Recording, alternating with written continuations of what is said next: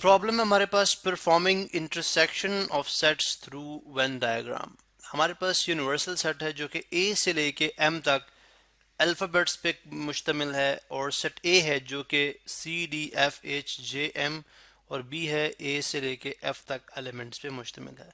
हमें intersection of sets perform करनी है थ्रू वेन डायग्राम्स। अब सबसे पहले तो यूनिवर्सल सेट को वेन डायग्राम के अंदर लिखा जाएगा जो कि एक रेक्टेंगल है। ठीक है, मैं अगर यहाँ पे एक रेक्टेंगल बना दूं तो वो रिप्रेजेंट करेगी यूनिवर्सल सेट को, यानी तमाम एलिमेंट्स जो कि तमाम वो सेट्स जो कि अंडर स्टडी हैं वो इसी रेक्टेंगल के अंदर मौजूद हैं, उन तमाम के एलिमेंट्स इसी के अंदर मौजूद हैं। तो ये हो गया यूनिवर्सल सेट। अब सेट सबसे पहले प्लॉट करने का तरीका क्या है वेन डायग्राम के अंदर सेट्स को, कि सेट्स की टाइप देखी जाती है। सेट्स की टाइप क्या है, क्या सेट ओवरलैपिंग है, डिसजॉइंट है, या एक दूसरे का सबसेट है।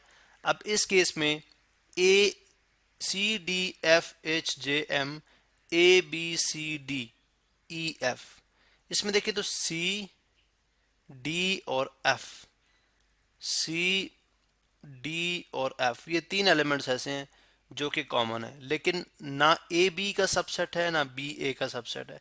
चूंकि जे एम और एच ये ए में है बट बी में नहीं है, और बी में ए और बी है जो कि ए में नहीं है। तो हम इनको जब ड्रॉ करेंगे तो हम दो सर्कल्स की ओवरलैपिंग शो करेंगे, दो सर्कल्स की ओवरलैपिंग शो करेंगे। जैसे कि हमने बात की, ये अगर ओवरलैपिंग सेट्स हैं तो इनको ओवरलैपिंग की सूरत में ही ड्रॉ किया जाएगा। अब यहाँ पे आप लिख दें जो एलिमेंट्स कॉमन है, जैसे सी, जैसे डी और जैसे एफ, ये तीन एलिमेंट्स कॉमन है। अब इसके अलावा एच जे और एम इसके एलिमेंट्स हैं, और इसके अलावा ए और बी इसके एलिमेंट्स हैं। नेम भी कर देते हैं इनको। नेम अगर करते हैं तो ये है सेट ए कैपिटल ए, और ये है सेट कैपिटल बी।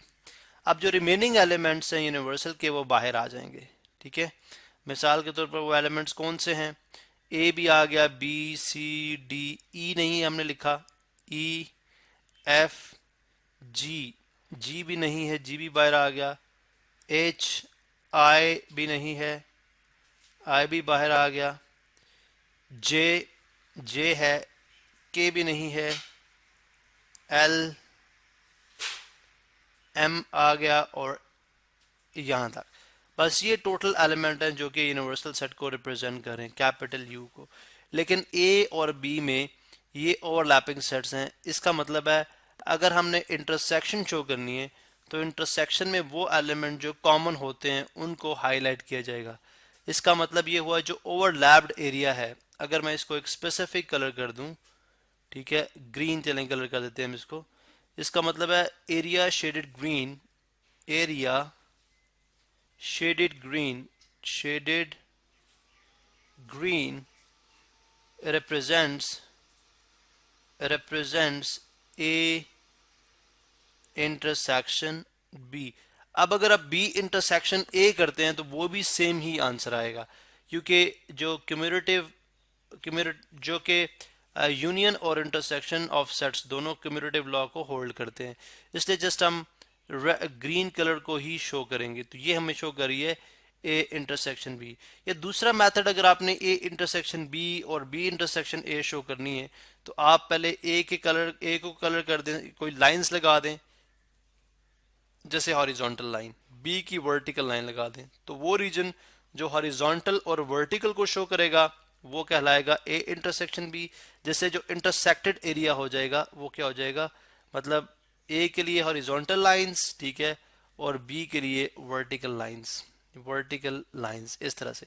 इसका मतलब है अगर हम बोलेंगे horizontal and vertical lines is A intersection B, और अगर अपने बी इंटरसेक्शन ए को देखना है तो आप बोलेंगे vertical and horizontal line is B intersection C. लेकिन एरिया सेम है, इसलिए हम जस्ट वन टाइम में ही इसको शो करेंगे।